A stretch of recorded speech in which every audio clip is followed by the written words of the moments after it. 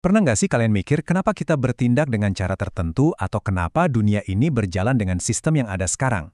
Nah, hari ini kita bakal bedah sebuah materi yang sangat menarik. Kita akan menyelami dokumen yang membahas gimana sebuah ideologi itu nggak cuma membentuk kepribadian dasar kita, tapi juga membangun sistem global di sekitar kita. Ini bukan sekedar teori kering loh, tapi semacam peta jalan dari pandangan penulisnya tentang cara manusia berpikir dan bertindak. Bayangin hiruk-pikuk kehidupan modern. Sibuk banget kan? Tiap hari kita serba cepat, rutinitas seakan gak ada berhentinya. Nah, di tengah semua rutinitas yang konstan ini, materi yang jadi sumber kita hari ini justru ngajak kita buat ngerem sebentar. Teks ini meminta kita merenungkan sesuatu yang jauh lebih mendasar daripada sekedar jadwal harian kita. Di tengah semua kesibukan itu, dokumen ini melempar satu pertanyaan filosofis yang jujur aja lumayan tajam. Seperti apa sebenarnya kehidupan itu? Dan apa sih tujuan akhirnya?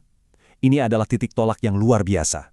Materi ini ngajak kita melakukan sebuah perjalanan, mulai dari lapisan psikologi individu yang paling dalam, ditarik terus sampai ke tingkat ideologi-ideologi besar yang menggerakkan dunia. Oke, biar gampang, materi ini ngasih kita peta jalan yang sangat jelas. Kita bakal mulai dari konsep dasar kehidupan, masuk ke struktur kepribadian, lanjut membahas 3 ideologi besar dunia, ngebandingin sistem-sistem tersebut, dan diakhiri dengan refleksi tentang tujuan hidup. Sip! Mari kita masuk ke bagian pertama, konsep dasar dan struktur kepribadian manusia.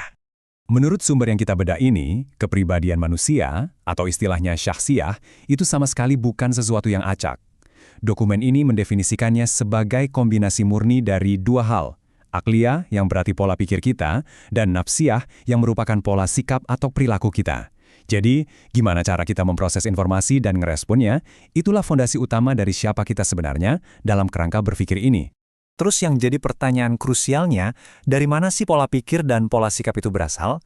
Nah, penulis dokumen ini punya argumen menarik. Katanya, kedua komponen kepribadian itu dibangun secara langsung oleh apa yang disebut sebagai mabda atau ideologi.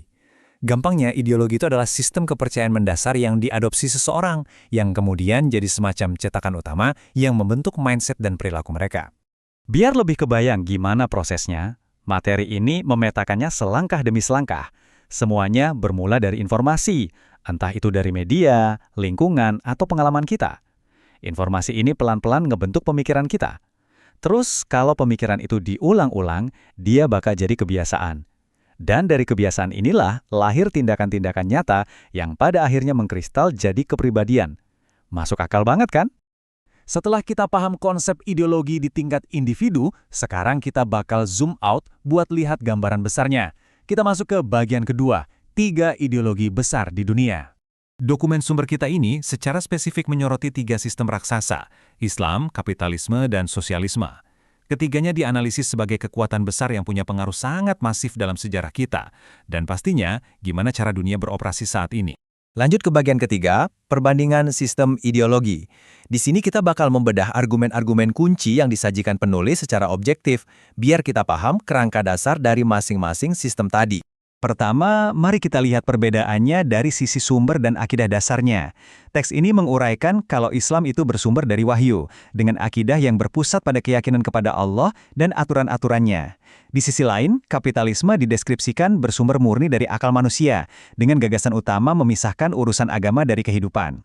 Sama halnya dengan sosialisme, dibangun dari akal manusia juga, tapi akarnya ada pada materialisme murni dan penolakan terhadap agama. Selanjutnya, dokumen kita ini ngasih pertanyaan yang cukup menantang. Apakah ideologi-ideologi tersebut sesuai dengan fitrah atau sifat dasar manusia? Nah, penulis secara eksplisit berpandangan kalau Islam itu selaras dengan fitrah karena bisa menyeimbangkan kebutuhan jasmani dan spiritual. Sebaliknya, penulis berargumen kalau kapitalisme dan sosialisme itu nggak sesuai fitrah. Kapitalisme dipandang bikin manusia kosong secara spiritual karena terlalu bebas ngejar hasrat dunia, sementara sosialisme justru dianggap mengekang sifat dasar manusia itu sendiri. Dan ini pastinya berimbas ke ranah otoritas hukum dan pandangan tentang masyarakat. Teks ini menjelaskan, menurut perspektif Islam, wewenang membuat hukum itu ada pada Sang Pencipta, dan masyarakat diikat oleh akidah serta aturan yang sama.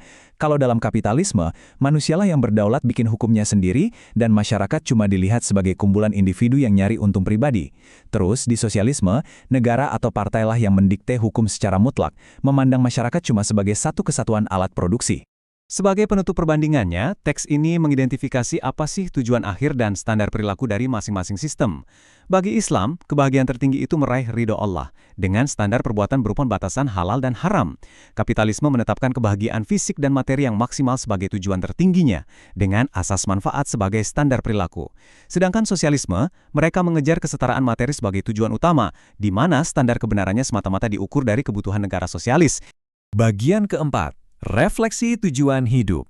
Setelah muter-muter lihat lanskap global, sekarang kita bakal zoom in lagi ke level individu. Berangkat dari semua konsep tadi, penulis dokumen melempar beberapa pertanyaan buat kita renungin bareng. Coba deh, tanya ke diri sendiri, apa sebenarnya konsep hidup kita saat ini?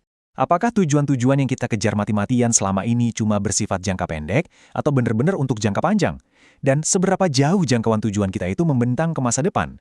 Buat ngasih arah dari pertanyaan-pertanyaan tadi, teks ini menyajikan satu kutipan dari hadis riwayat Ahmad. Bunyinya, barang siapa yang ketika bangun tidak memikirkan nasib umat, maka dia bukan umatku. Dari perspektif ideologi yang diajukan sang penulis, poin ini sangat menekankan kalau individualisme murni itu bukanlah bentuk yang ideal. Jelas ada tanggung jawab kolektif yang seharusnya melekat jadi bagian dari pola pikir dan pola sikap kita. Dokumen ini juga membagikan perspektif lewat kutipan hadis riwayat atau Brani yang isinya cukup menampar. Teks tersebut menganalisis bahwa kalau ada orang bangun di pagi hari dan isi kepalanya cuma urusan duniawi semata, dia bakal kena semacam beban psikologis, kayak kebingungan yang tiada putus, kesibukan yang nggak ada ujungnya, dan selalu merasa butuh, alias nggak pernah puas. Penulis pakai argumen ini buat ngasih lihat dampak nyata dari kacamata kehidupan yang murni materialistis. Nah, sebagai gongnya, penulis menggarisbawahi poin penting dengan mengutip surat Ar-Ra. Disampaikan di situ kalau Allah tidak akan mengubah keadaan suatu kaum sebelum kaum itu sendiri yang mengubah apa yang ada pada diri mereka. Kutipan ini merangkum seluruh kerangka berpikir dari materi kita. Perubahan kemasyarakatan, apalagi di level global, itu nggak akan pernah terjadi tanpa adanya perombakan internal yang mendasar pada kepribadian kita sendiri. Jadi, sebagai penutup pembahasan ini, penulis ninggalin kita dengan satu pertanyaan pamungkas yang sangat dalam. Benarkah itu tujuan hidup kita? Setelah kita lihat bareng-bareng gimana informasi ngebentuk pemikiran dan gimana ideologi ngebangun dunia kita, dokumen ini memaksa kita untuk mengevaluasi fondasi kehidupan kita sendiri. Gimana? Udah mulai kepikiran ya? Terima kasih banyak udah ngikutin bedah materi kali ini dan sampai jumpa di pembahasan seru selanjutnya.